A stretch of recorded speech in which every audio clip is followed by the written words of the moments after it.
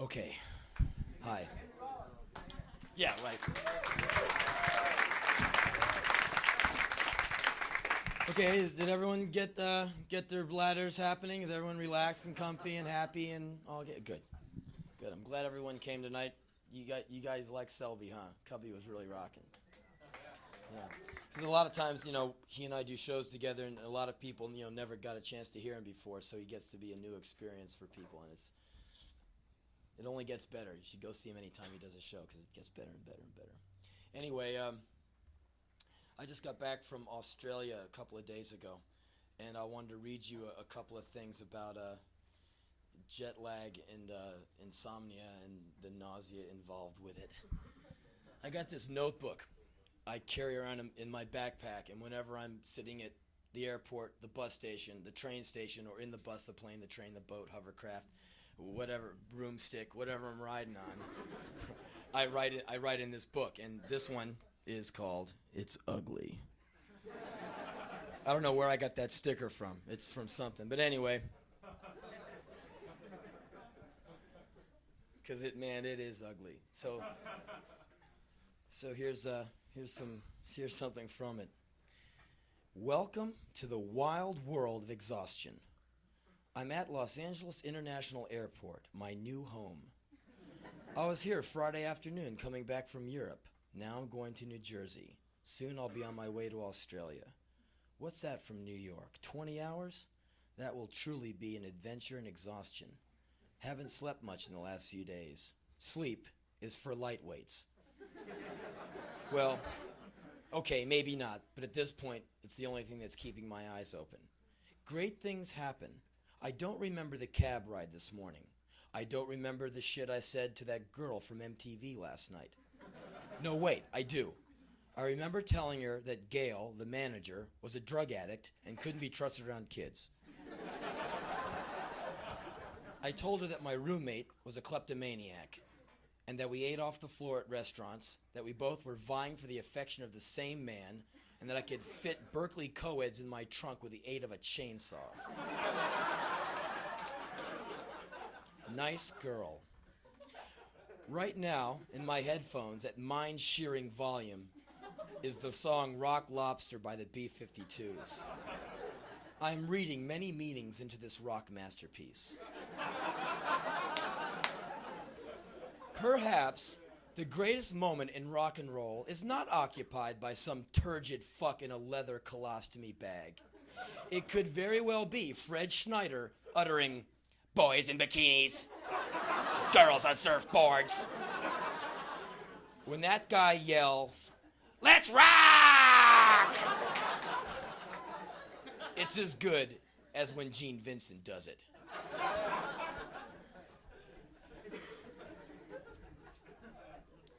And this is a tribute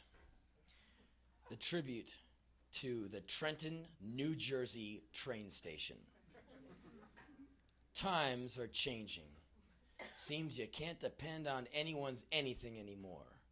Prices going up, music going down the tubes.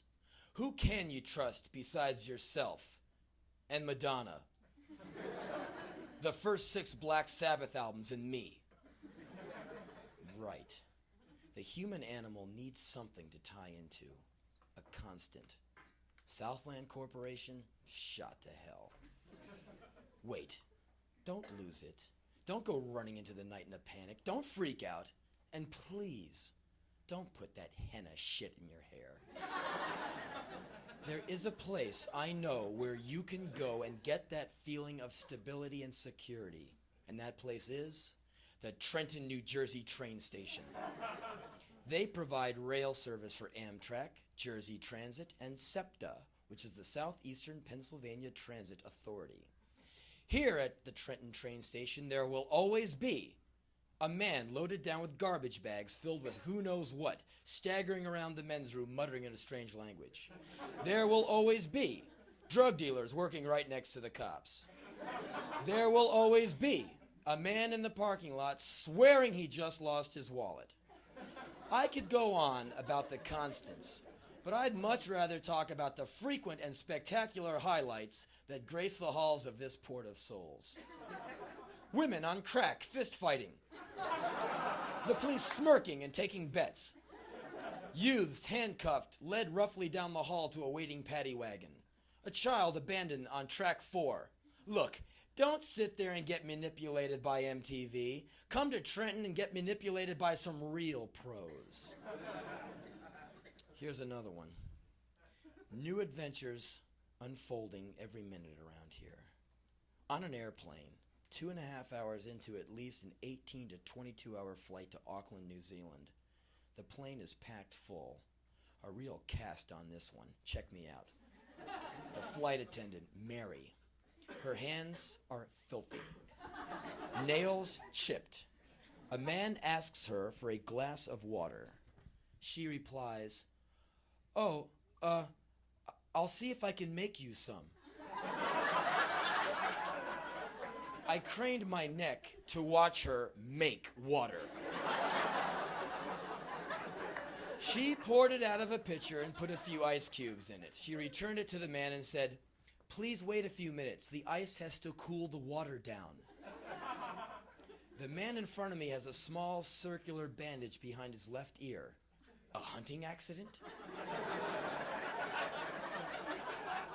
The woman across from me sings when the plane hits turbulence. The woman next to her is jamming on the alcohol.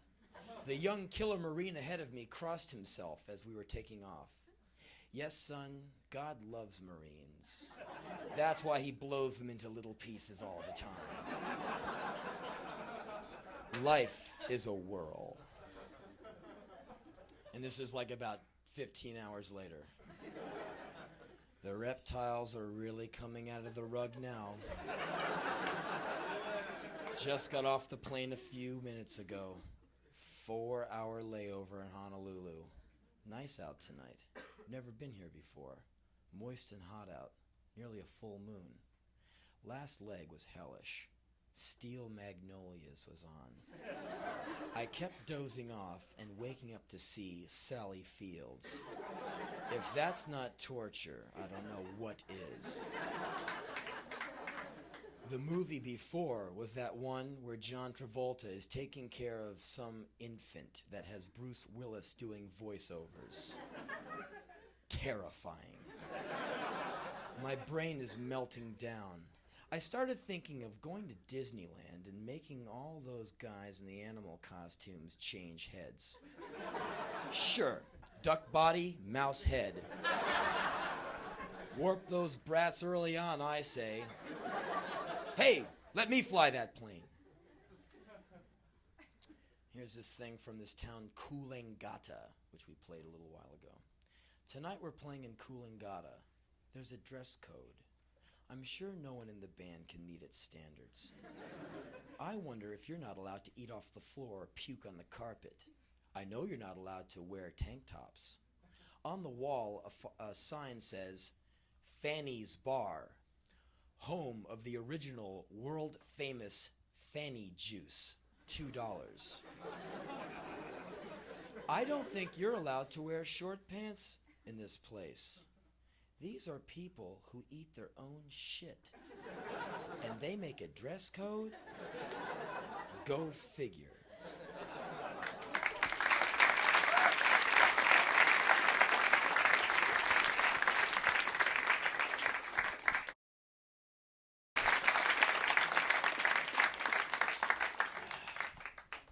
There's this idea I've been thinking about a whole lot.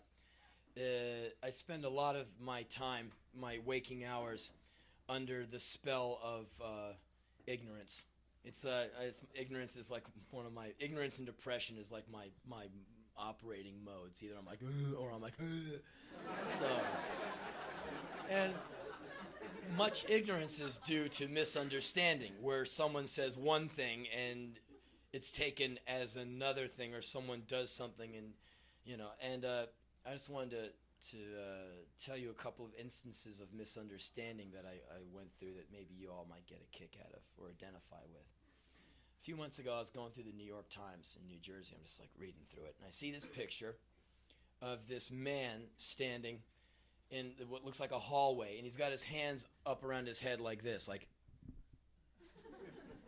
and at his feet is like all this black shit, like black paint all over the floor.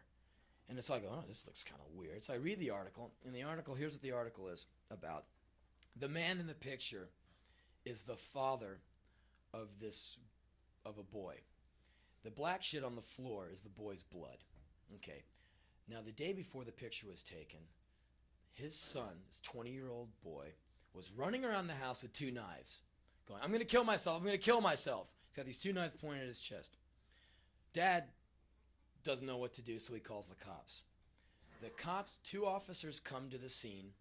The boy moves out into the hallway. The sister follows. She witnesses the whole thing. The cops say, drop the knives. And the guy has the knives pointed at his own chest, saying, I'm going to kill myself, I'm going to kill myself.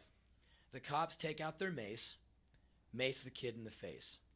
The boy drops the knives, puts his hands to his face, and bends over like this.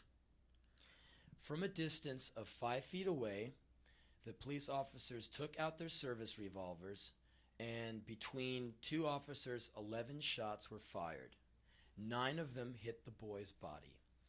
Now, we don't need to be rocket scientists to figure out what a .38 slug does to a human body at that range. If you want to know what that looks like, go to McDonald's, pull back the lettuce, and look down.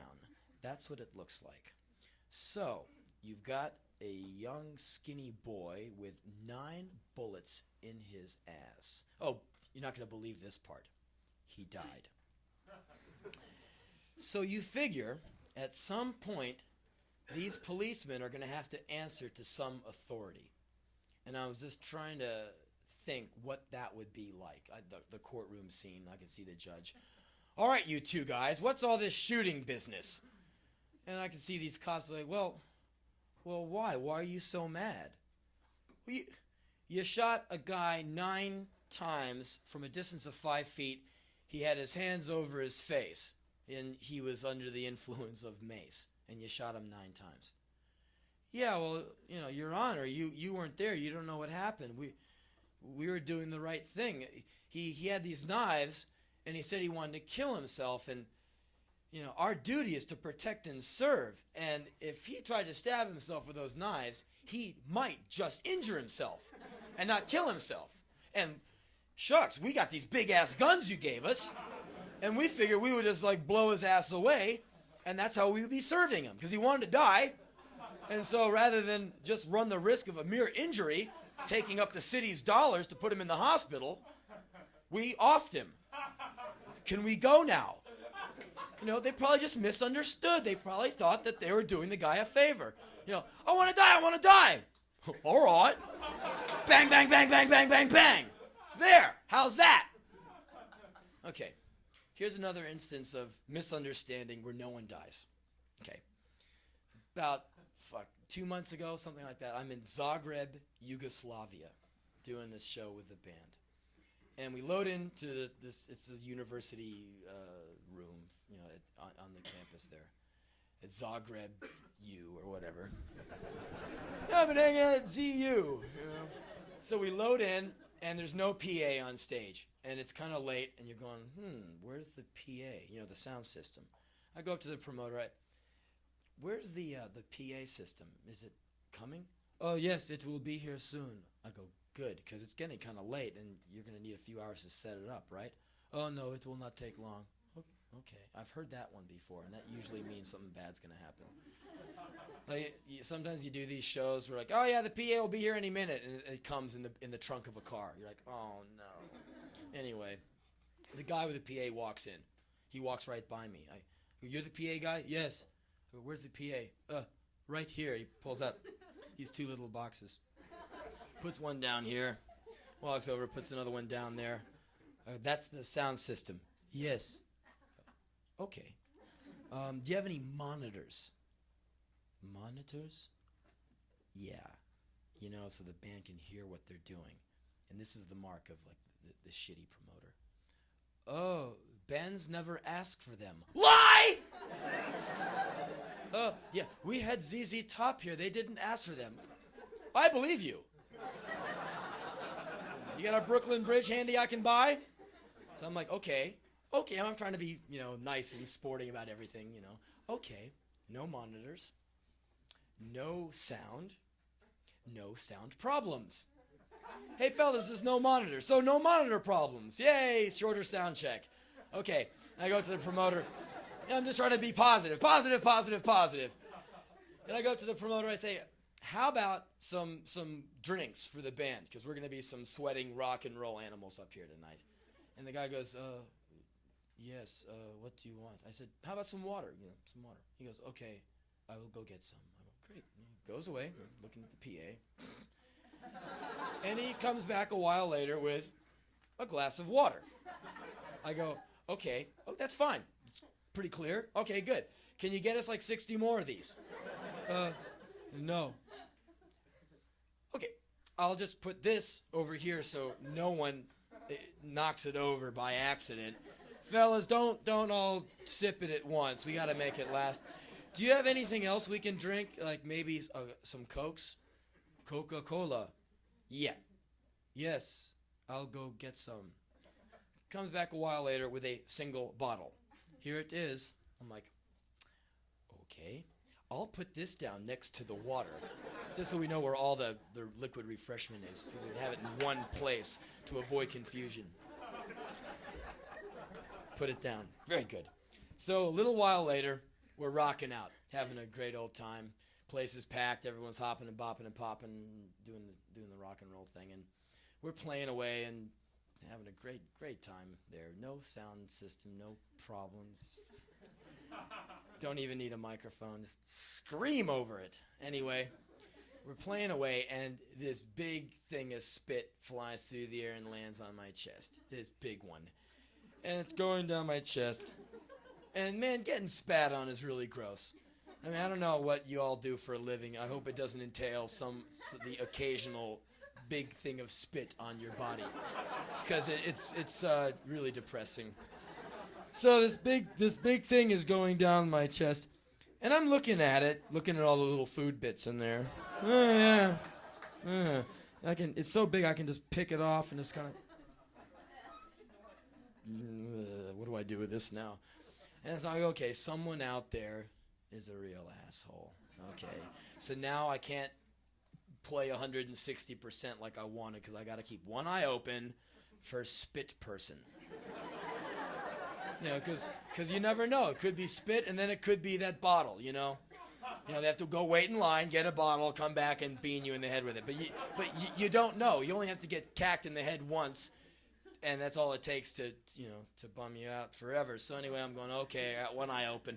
This half of me is rocking. This half is going for projectile recon.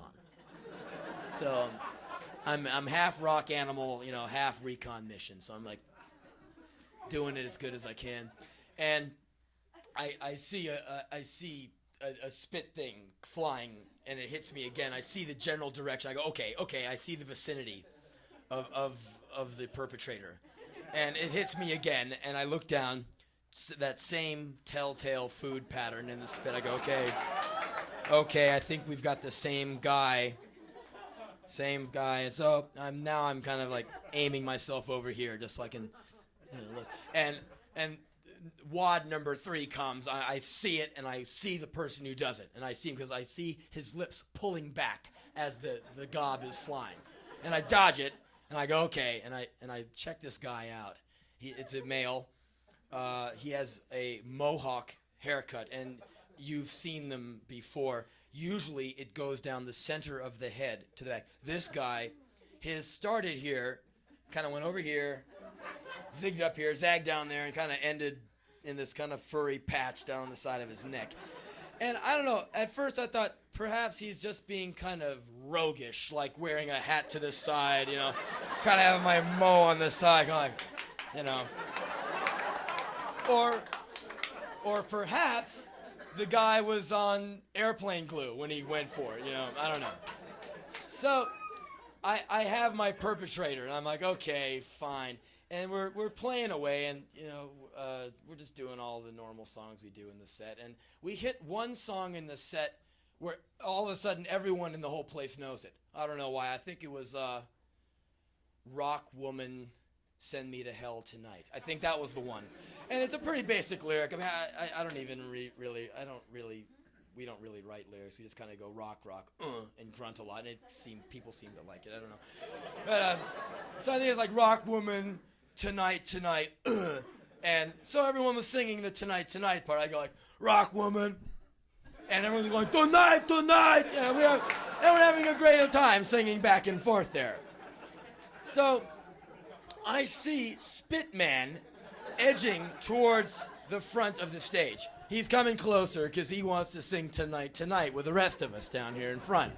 And I'm going, good, he's coming closer, because I knew I had all night to catch up with this guy. So he's coming closer. I'm like, okay, it's kind of like going for big game fishing.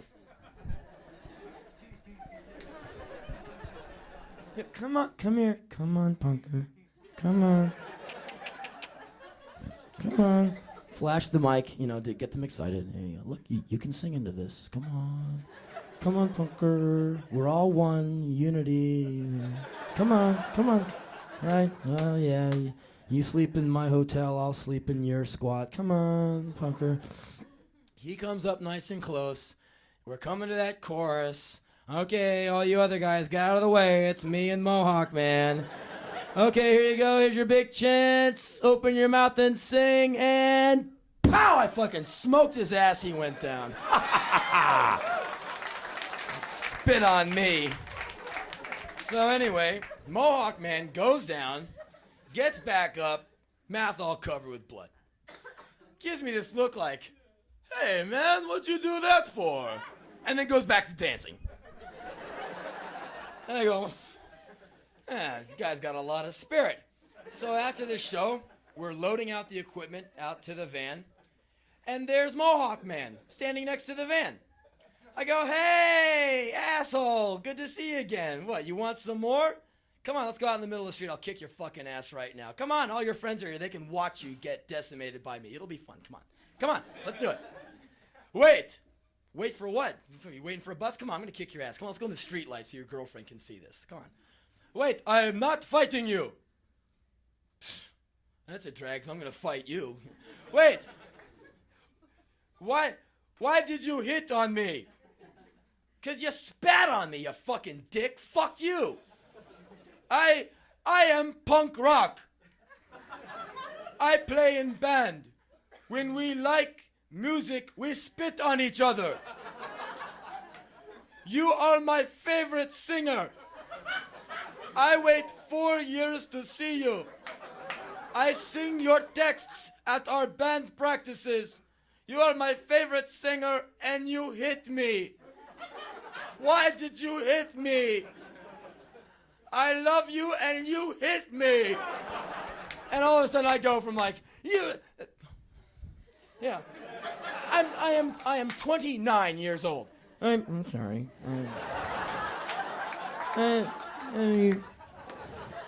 You spit on me. I don't know. I got mad. I'm sorry. So it was a misunderstanding. So, what do you learn from this? The next time, and I know there's probably at least one of you out there with your ticket in your pocket right now for that weekend getaway to Zagreb. Girlfriend, boyfriend, wife, roommate looking the other way, go to the travel agent, give me a ticket round trip to Zagreb for the weekend. And the travel agent's like, right on, Zagreb. Hot. So, you probably will be going to Zagreb pretty soon. So, travel tips from your old friend Rollins. The next time you're in Zagreb and you're waiting in line for something or hanging out waiting for that cup of coffee or at the bus stop or at the disco, and someone walks up and spits on your face, don't freak. Look that person right in the eye and say, hey, I like you too.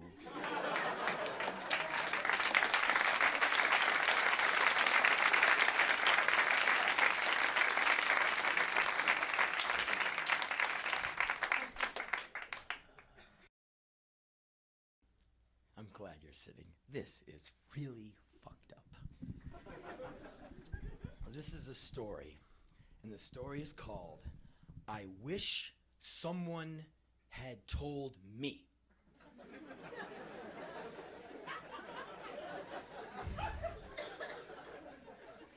Thank you. Thank you for the last 10 years.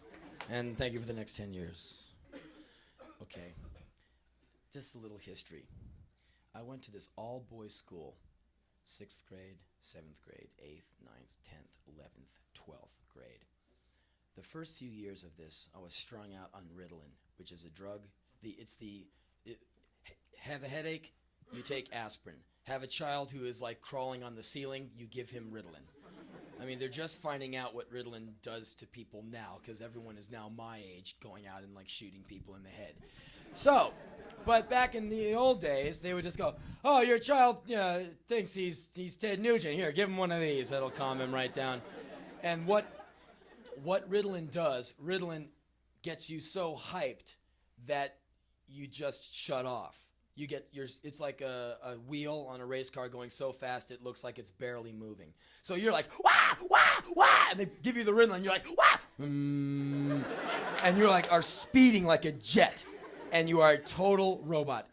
Sit down, I obey. Read this book, I read the book. You read the book, I sit and wait for further instruction. For the first year and a half of school, I did not even see the cafeteria because it was in another part of the campus.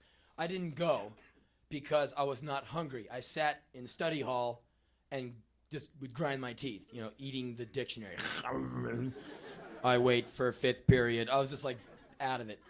So and one day I eventually threw the pill out, hit lunchtime. I was like, my God, I'm hungry. And I went and ate. My grades went, but I had a lot of fun after that. But anyway, imagine a school. You got all these boys with their military haircuts, some of which are trying to get to West Point, some of which are trying to get to the Naval Academy.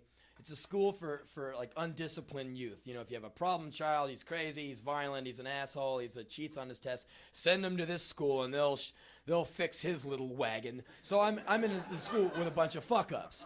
We're all like disciplinary problems, rich brat kids, just idiots. We're all this crazy. And so we're going through school. We all hit, puberty. All of a sudden, all of our hormones are just like, you're just crazy, Male on hormone is just bad. And in a school where there's nothing but males, it's just crazy, man. You're a sophomore and everyone is walking the halls like, and in our school, they were very uptight. There was no activities, no classes outside of math, history, chemistry, mechanical drawing. There's boxing, there's stuff like that, but there's no sex ed, no real art, none of that. Oh, what about a sex ed class? Shut up! Oh, okay. And so I learned about sex. The first sex I experienced was like, guys trying to hit on me. I was a little kid, I had this one guy tried to suck my dick, and my stepbrother tried to make me suck his, and I would watch my mom fuck her boyfriends and all that, and that's how I sex. Yeah, that's pretty wild. Kind of weird. I don't know. So, but when I got to the age where I was really interested in trying it out myself, I didn't know any girls. I didn't know what they were like. I didn't know how to talk to them. I never would see them. I would go to school, all boys, bus, all boys, go to work, and then go to do the 4 hours of homework. And then I'd get unleashed in the summer just to go stand around and wait for school to start again. So I hit this part of life, and I'm just like ignorant to women. I'm like, what? And I'm going home from school every day and seeing girls on the street just like, and not being able to, not just having all this energy and all this, and not understanding where to channel it was just crazy, because you don't know why you're doing what you're doing, and you wouldn't know what to do if you could do what you wanted, because you don't know what the fuck you want to do. Right. So I would go to these dances. They have these dances on Friday where they, you might not remember. They would have like these cover bands, these huge bell bottoms. You've got The boys plastered to this wall. The girls plastered to this wall. Some brave couples would be in the middle kind of doing that high school white boy-girl dance, kind of like, they don't know what to do. They're dislocated from their hips. They don't know what's going on. And the band is on stage doing the radio songs from the day. And, of course, each of these dances culminates with the last song, the slow dance song, which is, of course, Stairway to Heaven. That's the way it was done. Okay, so I would go to these dances, and my mom was like, "Oh, so you're going to one of those dances?" And being defensive and ignorant of women, I would have to put the whole thing down to justify it. Yes, I'm going to observe these pathetic people. I'm going for a laugh is why I'm going. I had to make it like something below me. I would go into that place just terrified, like rigid, at attention, against the wall. Just like, well, I wish I could do that. Idiots, fools. Pathetic. This girl one time walked up to me and goes, "You want to dance?" I swallowed my tongue. And all that came out of me was like, "No way!" But it was probably like, "No way!" Because I was just too shit scared. And the girls kind of was like just mortified. I'm sorry. Gone. And I was like, hard road, yeah. But I was just so scared. So one night, I went to one of these dances. I went drunk. I drank a can of Michelob. Right. So I go in there. I'm like, whoa, he's crazy now. I go in there like high on a can of Michelob. And I go in there. I'm just kind of like, I don't feel any different. I'm like, okay. And this girl walks up to me and goes, "Hi." And I'm looking at this. There is a beautiful girl looking at me saying hi. I'm like, "Hi." She goes, "What's your name?" Henry? And I couldn't even ask her name. She goes, "Hi, I'm Fran." I go, "Hey, Fran, nice to meet you." Just forget it. I was a wreck. She goes, "You want to dance?" Yeah, what the hell, We go out there. And it's kind of fun. I'm dancing with a girl. It's kind of neat. She goes, I'm really hot. You want to go outside? I'm like, that means something. Wait a minute. I've got some television I've watched on this. What's that one? I saw that on the Brady Bunch or something. It's got to mean something. Go outside. Yeah, sure. I'm terrified. We go out. She's like standing there. So, what do you do? And at that age, you have nothing to talk about because all you do is go to school. I take a little history, little math, got about 8, 9 hairs on my dick.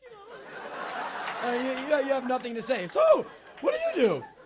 Well, I take classes. I go to school and ride horses. And so, what music do you listen to? Fleetwood Mac, Alan Parsons Project. What do you listen to? And I'm just trying to be down with her, Bruce Springsteen. I never did. Yeah, I like Mac, No, because at home I had Ted Nugent, Little Zeppelin, had that first Devo album going, Just starting that transformation, getting my feet on that board to ride that new wave. Just in the stages of paddling out at that point. Checking it out. So,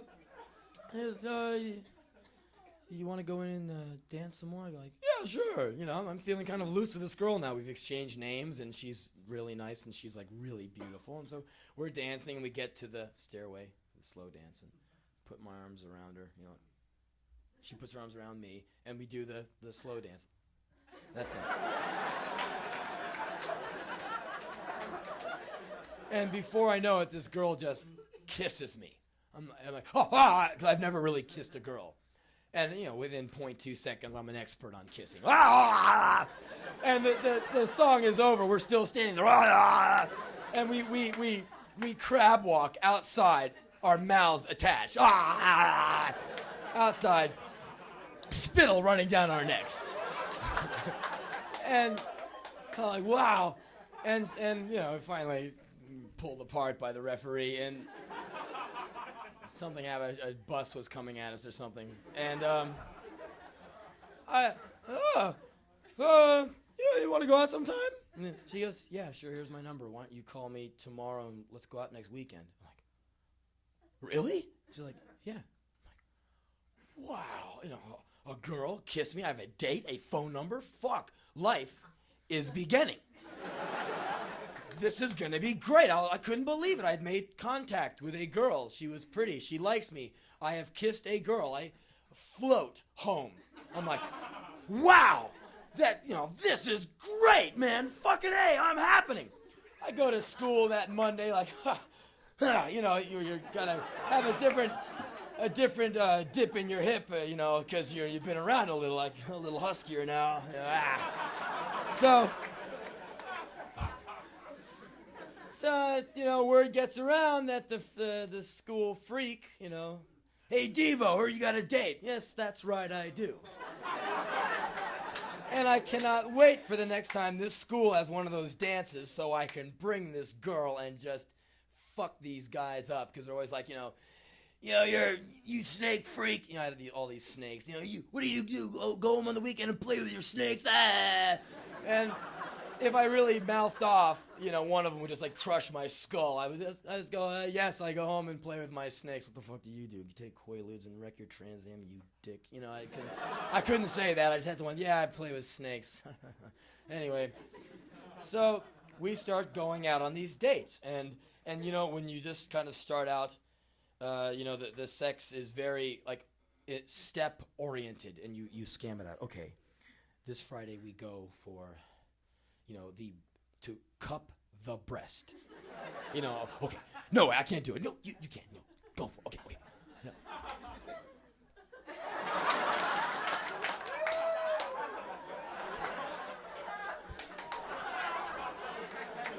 And then the next weekend, stereo.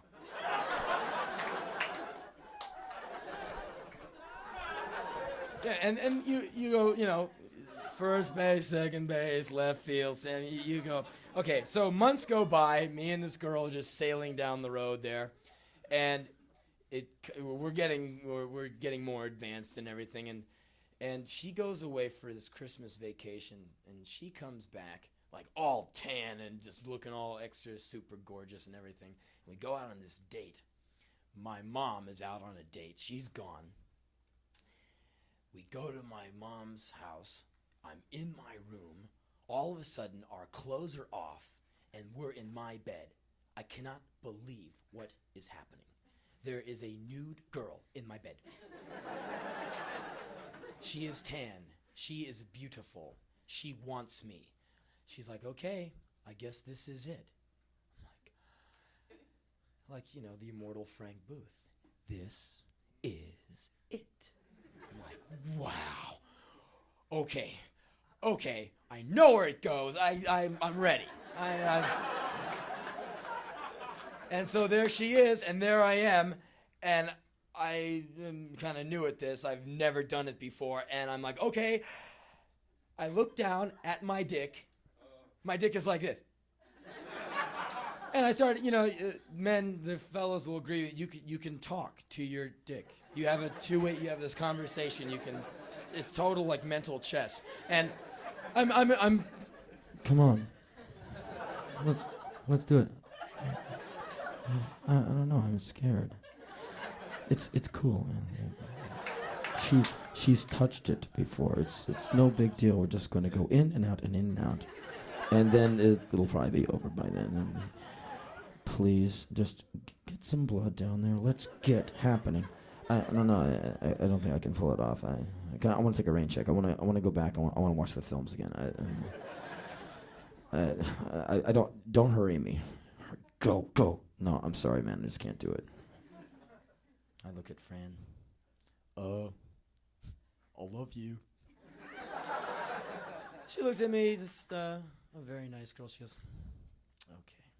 Yeah, I found out later she'd been around the block a few times. She's kind of like, okay, that's okay, Henry. Let's put our clothes on and go do something else. I'm sorry. So the next week, I managed to do it. okay, let's go. And then my dick is like, right on, man. Bing. And it was just like major revelation in my life. You know, after that, I was a maniac. Me and this girl are going down the street. I'm like tapping her on the shoulder. She's like, no. Well, look, there's some bushes over there. Get off me. What about that phone booth? No. You know, it's been 4 times this morning. I hurt. Leave me alone. Well, okay, how about after lunch? Get away from me. Okay. I was just crazy, man. I was like, just relentless. You know, I'd see that girl, I'm like, ah. And so anyway, that relationship just goes, we break up. And so anyway, I graduate from high school, no girlfriend, out on the streets, you know, a high school graduate, and no girlfriend, still no real knowledge of girls, how to talk to them, how to relate. Because I got lucky. One hit on me. You know, one came up and said hi. I didn't do anything. I just was kind of there for it. So here I am out on the loose with like total still ignorant. So I'm out there, you know, watching these, you know, punk rock shows, going to do all that and everything, and all my friends who went to public school, boy, girl, reality, they're all just, you know, normal functioning human beings. I'm kind of like 21st century schizoid man, you know. So anyway, one night I'm at this show, watching this band, and I go into the men's room to take a leak, and I finish the leak, and I turn around, and there's a girl standing in front of me. And I'm like, oh, a girl in the men's room. Hey, I think you, can't you read? You're in the wrong room. She grabs me, pins me up against the wall, starts kissing me, mauling me. I'm like, wow, there's this girl, this on me. I'm like, oh, okay, I remember I did this a while ago. And she's much younger than I am. She's like 14, and I'm like 18. I'm like, oh, all right, cool. Because, whoa. And she's, take me home. All right. Go to my car, a VW, you know, stud mobile. And we go to her house, and we get out, and she goes, we have to be really quiet. My mother's sleeping. I'm like, okay, this is kind of cool. We're like, you know, tiptoeing down the hallway to her room. And that's my mother's room. Shh, okay. And like, you can hear mom breathing. You know, we get into this room. The girl sits me down on the bed, starts pulling my clothes off. All of a sudden, I'm naked. She still has her clothes on. I'm going. She takes off her clothes. Moments later, we're in bed. I look down at this girl, a beautiful young, I'm in bed with a nude woman again. A beautiful young nude woman who's just groping me, like way more sexually aggressive than I am. I'm kind of like, whoa, and this girl's like, on me. And you guys have endured this pain. I know you have. A lot of girls think that if they just grab your dick and just pull it or just do anything with it, that feels good. I mean, you try and be polite, like, and inside it's like, oh, god damn it, and you're trying to, and like trying to maintain an erection while someone's like,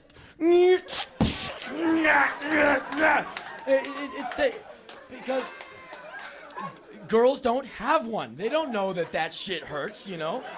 Just when a guy can inadvertently hurt a girl, you know. You don't know. You don't own one. You just kind of visit one every once in a while. So she's like, you know, I'm like, and I'm kind of getting intimidated by this girl kind of on me. I'm like, whoa. And then, you know, that was like the first bad thought. And then all the, you know, they start stacking up. And I'm going, wait, you know, I can hear mom breathing through the wall. I'm like, wait a minute. Her mother is one wall away. There's laws against this. This is statutory rape. And meanwhile, this girl's like, blah, blah, blah. And she just finishes mauling me, and she just rolls on her back and goes, like, all right. And I'm like, okay. And I look down, there is a beautiful nude woman right there. Okay. Time to talk to the dick. Because I look down and the dick is like, I'm like, oh, come on. Oh, her mother's next door.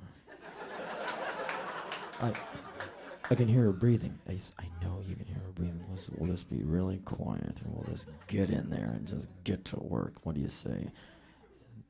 Henry, there's laws against this.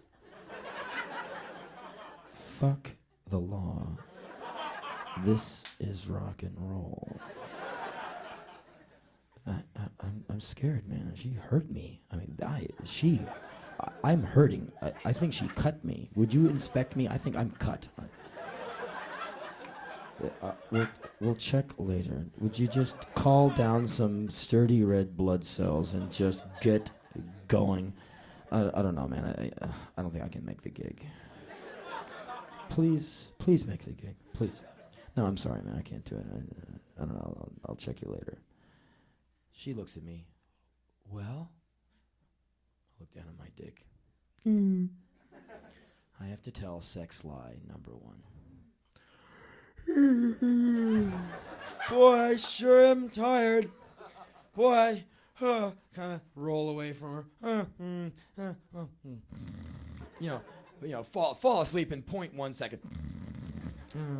She was like reaching over me, grabbing the dick. I'm having to pretend to sleep so hard and so deeply that a nude woman's nipples strafing my back, her hand reaching over me, yanking my dick, will not waken me. Do you know anyone who sleeps that deeply? Sure, they're in coffins in graveyards. Or they reside in the 714 area code. Yeah.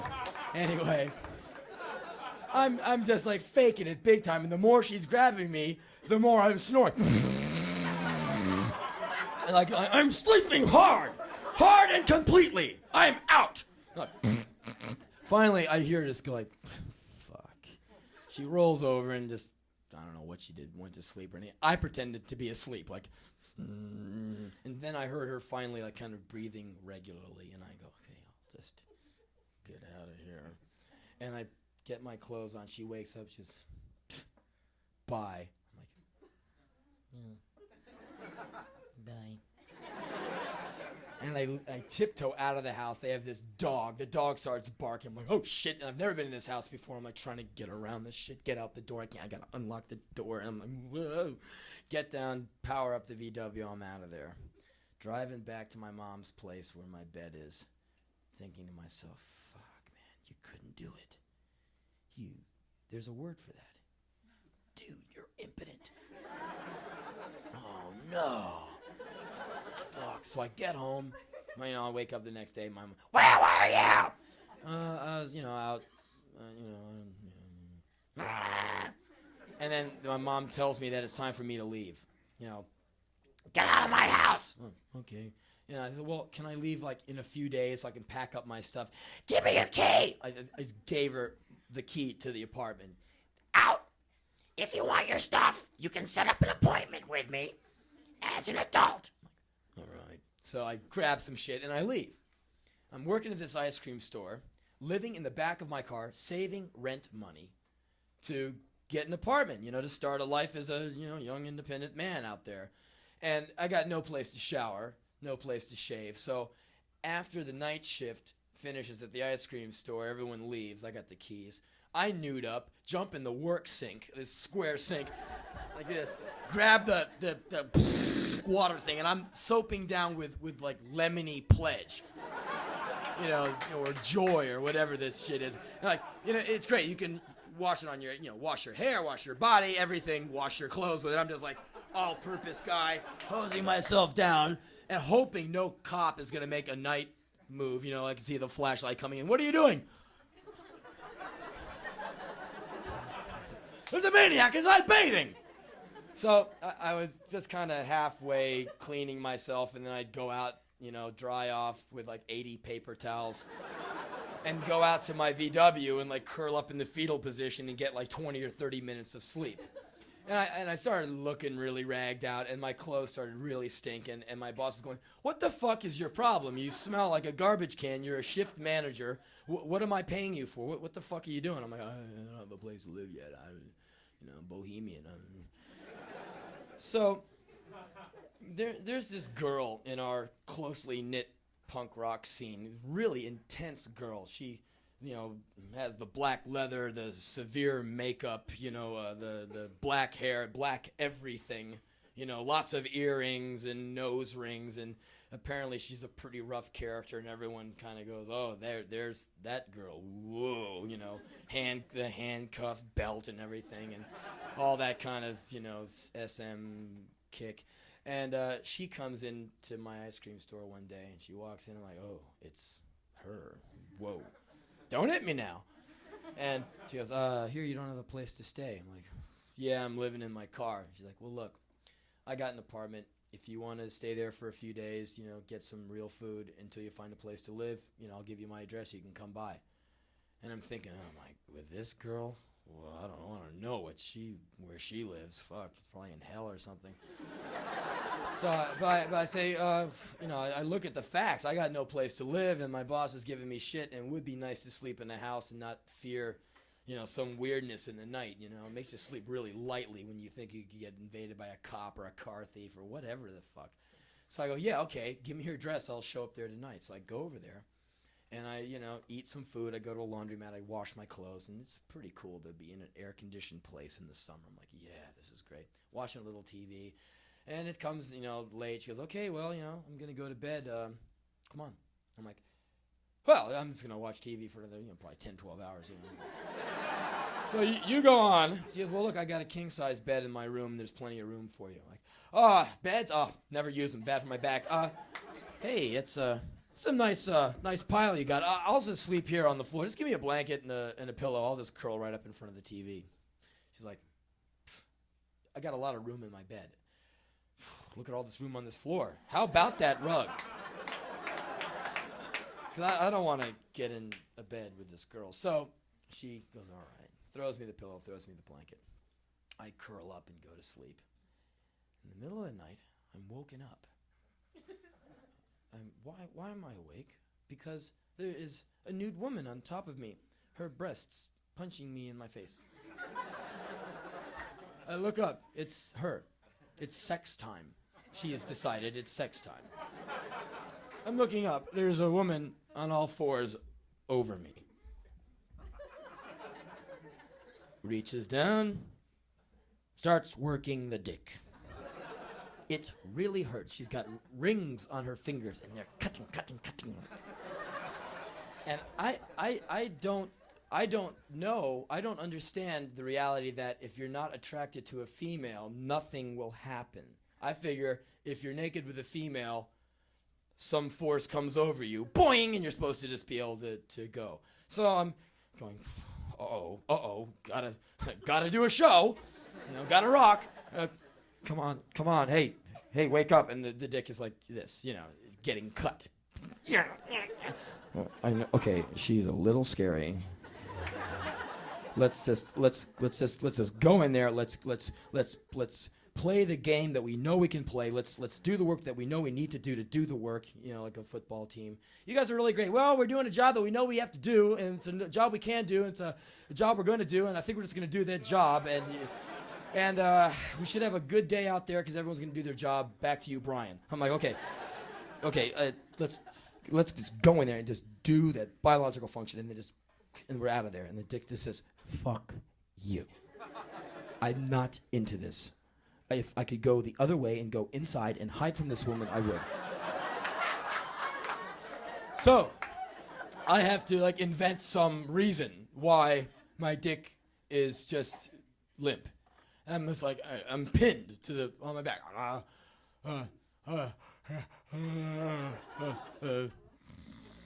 And she's like this big woman on top of me.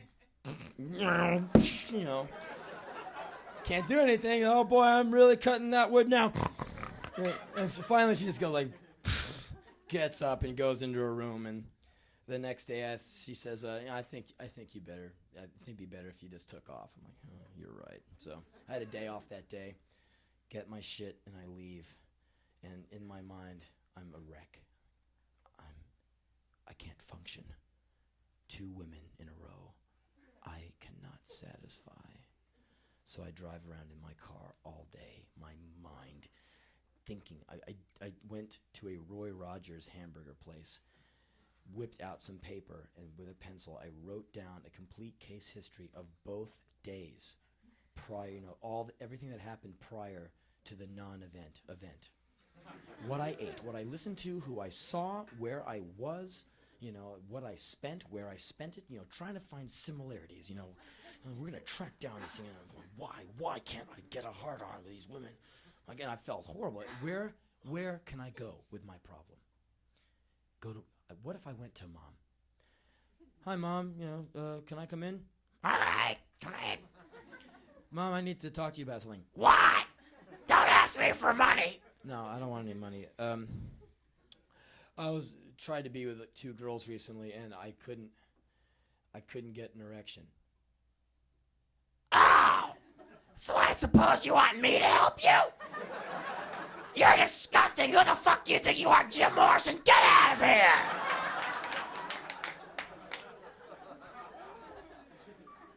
I'm gonna go over to Dad's house. Dad was great with the wisdom, a pearl. Here's a dad pearl.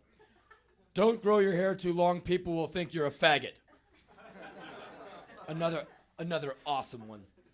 Your mother, she's a good woman, and I want you to respect her. But she's a nigger lover, so don't take her too seriously. Okay, Dad. So what if I went over to Dad? Hi, Dad. Takes the cigar out of his mouth. All right, you kicking ass, kid? Well, moderate ass. Dad, I was with a couple of girls last week. Right on, kid. Fucking A. Well, I couldn't get it up, Dad. Get out of my house, you faggot! Can't go to my dad. Can I go to my circle of friends? Hey, fellas. Hey, Henry K. Possum, man. What's up? Hey, guys. Yeah, I want to rap to you for a second, guys. We've been through stuff together. Yeah, sure have. We've been through a lot of life, a lot of scrapes. Years growing up together. Yeah, I trust you guys, and you trust me. Yeah, of course, man. Well, yeah. This the other day. It was kind of weird. I was, with these 2 girls, and I couldn't, I couldn't get a boner. Now, do you think those guys are gonna go like, hey, man, it's cool. Sometimes you just can't. And it's nothing to worry about. Just relax, and maybe you do it next time, or don't even think about it. Sometimes it happens. Main thing is, don't worry about it. You think they're gonna say that to me? No. I think all you're gonna see is a bunch of young men jumping under their backs, arms and legs flailing in the air. You'll hear the sound of choking laughter. I can see them all getting up. Hey, Henry! Hey, get away from me, man! Hey! Yeah. Henry! Hi, Henry! Henrietta! I can't tell anyone. I don't even know where to go to get any information from a book. I can't go to a library to go to the sex section. Look, there's someone in the sex section. Pervert, you goddamn pervert! I'm like, where do I go? All I have is my ignorance, anxiety, and depression. And so for the next 18 months, I do not touch any women because I am terrified of getting to the crucial moment and hitting strike 3. As long as I do not engage with a woman, I have the hope that I will someday engage with a woman, But if I go for it and I can't do it a 3rd time, I should probably just go incinerate myself. That's what's going on in my brain. Because I was just ignorant and really terrified. I was just, fuck, I don't work right. I don't function, and I just didn't know. I was totally ignorant. I didn't know how parts work. And so, you got all this energy. You want to be Ted Nugent. You want to be Robert Plant. You want to be Steve Tyler. You want every girl you see. So I couldn't do that. I'd be like, and what would happen to me is all this energy turns into like this. I would just go out and get in fist fights all the time.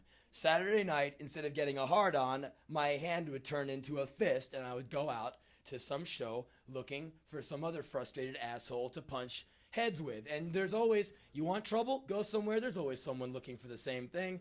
Boys can find other boys to beat the shit out of each other and themselves all the time. It's easier than making money. Getting your ass kicked is easier than making money. So I would go out and mix it up with these guys and get my ass kicked all the time and kick someone's ass all the time. And I did this for a year and a half, and it just became my MO. Sex, forget sex. I can't deal with sex, but I sure can get in a fight. All right. So I joined this band, Black Flag. And I still have had sex with one girl. All of a sudden, I am in this big-ass band playing in front of a shitload of people. After the show, there's all these girls who want to meet me. I'm like, I'm out of there. And they're all going, what's the matter with him? I don't know. He's weird, man. He's psycho. Don't mind him. He's psycho. He's crazy, man. Oh, that's cool, And I was just, because I just couldn't deal with it. And finally, eventually, I was able to deal with it and everything. But you see, you see how bad ignorance is? You see what torture that can put someone through? Ignorance is so fucked. Ignorance is it's what keeps everything the way it is, Dig.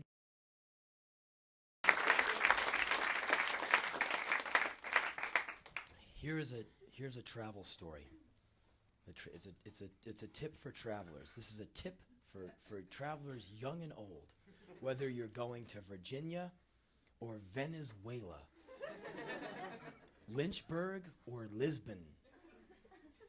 The name of the story is called, fellas, Leave Your Dick at Home!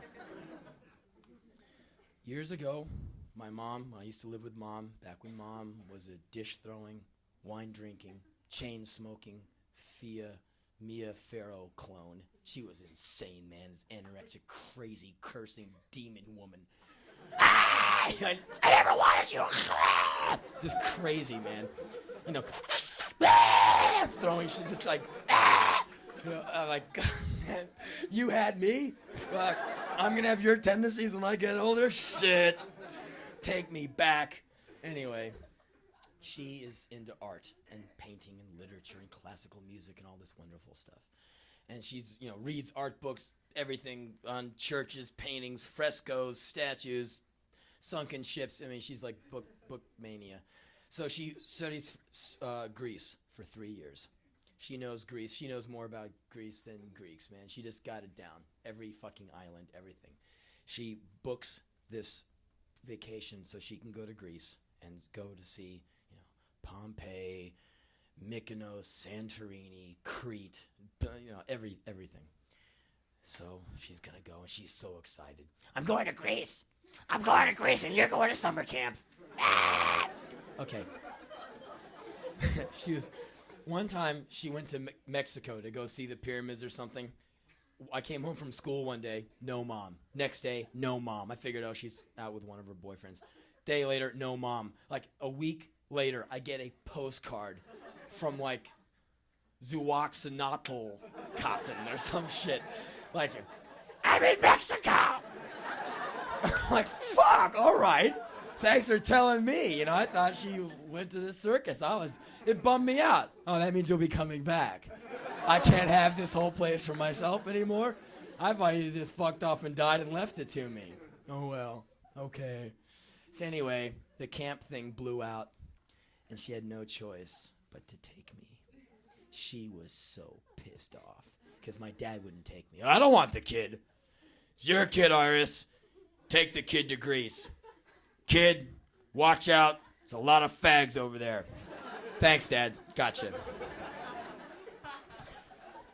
I don't want to take you on this trip. Yes, I know. You better be good. I will.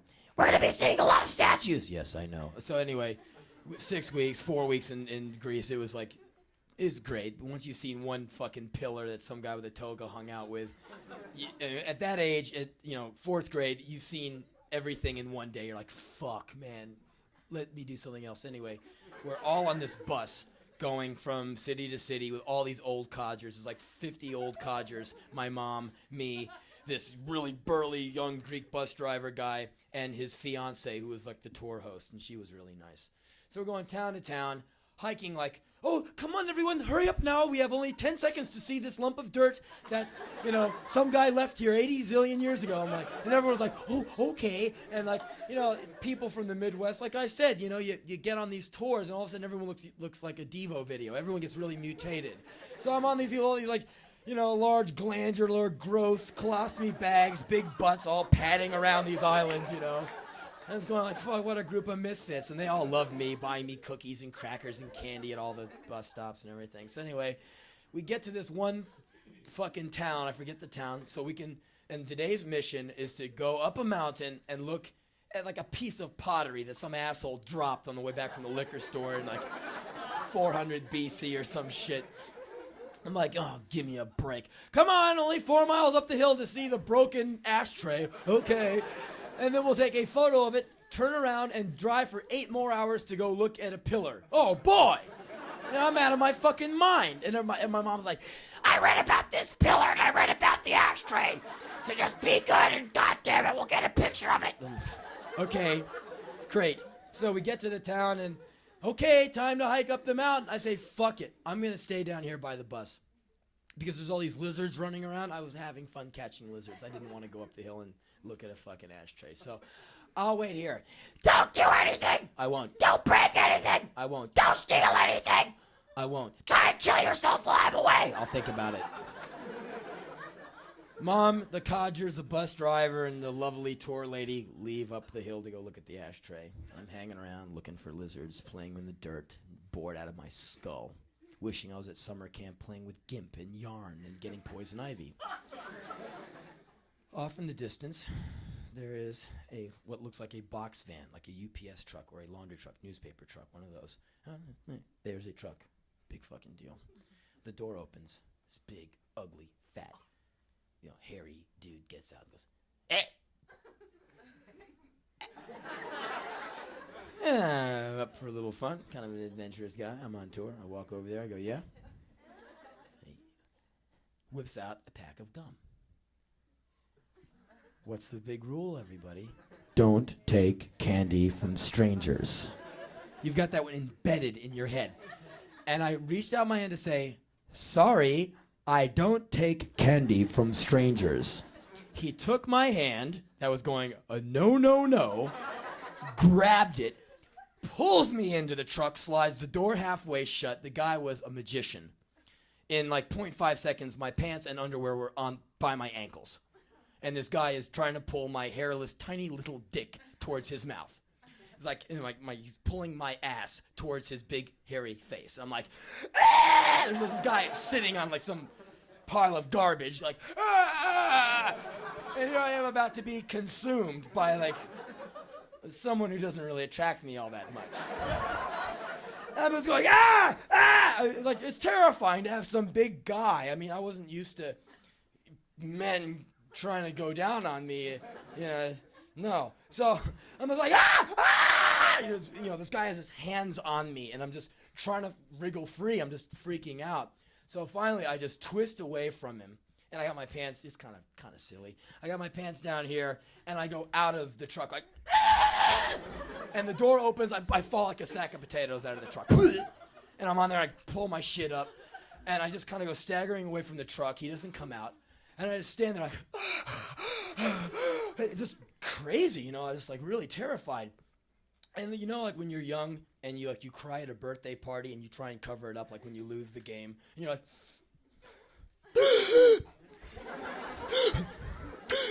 Henry, are you crying? No. Yeah, you start spazzing. Oh, you're crying. No, I'm not. So I'm just standing there going, it's like freaking, because this guy had been grabbing my dick and shit. And one of the old codgers didn't make it up to see the ashtray. She kind of turned around and said, fuck the ashtray. She came down. I'm like, Henry, are you okay? Well, what's the matter? I explained to her in some gibberish, fourth grade language that some man had touched me in that truck. And so she's like, oh, you were molested. And I'm like, when you're young, new words are kind of fascinating. Excuse, I was what? You were molested. I was molested. And it's kind of like this new kind of, I was molested? Well, she got a t-shirt. I've been molested.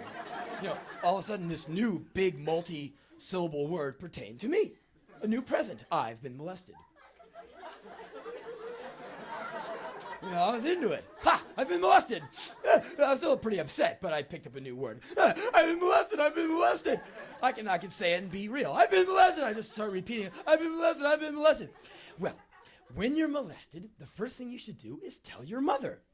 This woman is all helpful and everything. I'm like, and I look, and coming down the mountain is everybody. They all saw the ashtray, took the picture. Now they're hiking back towards the bus. And there comes Mom. And I'm like, freaking out again because now I know she's going to get all intense when I tell her that, I've been molested. So everyone comes down and they're like, oh, I'm like the little grandson they all wish they had. Like, oh, Henry, are you okay? I've been molested. I've been molested. And everyone's going, where do you learn a word like that from? And they look at my mom. What are you teaching him? My mom, you what? I've been molested. I've been molested. I've been molested in that truck. I was molested in that truck. What did he do? Well, he touched me. He touched your penis. When you're a little boy, Mom always makes you learn that word. Make sure you don't catch your penis in the teeth of your zipper. It hurts. Hold your penis. Don't urinate on the floor. Hold your penis and put it in. You hear the P word a lot, so you get kind of loose with penis by age. At least age 4, you're down with penis. So he's like, that man touched your penis. He molested me. He molested me. He molested me and touched my penis. Yes, true. Yes, he molested me and touched my penis. Now I got this like multi-syllabic, mantra going. He molested me and touched my penis, and like now everyone in the whole, it's like a little township, a little town circle, all the little shops there, all the tourist traps. And, what do you do if you're a Greek in a small town waiting for the Greyhound bus full of old fucks from, Kokomo to come in? You bide your time and you wait.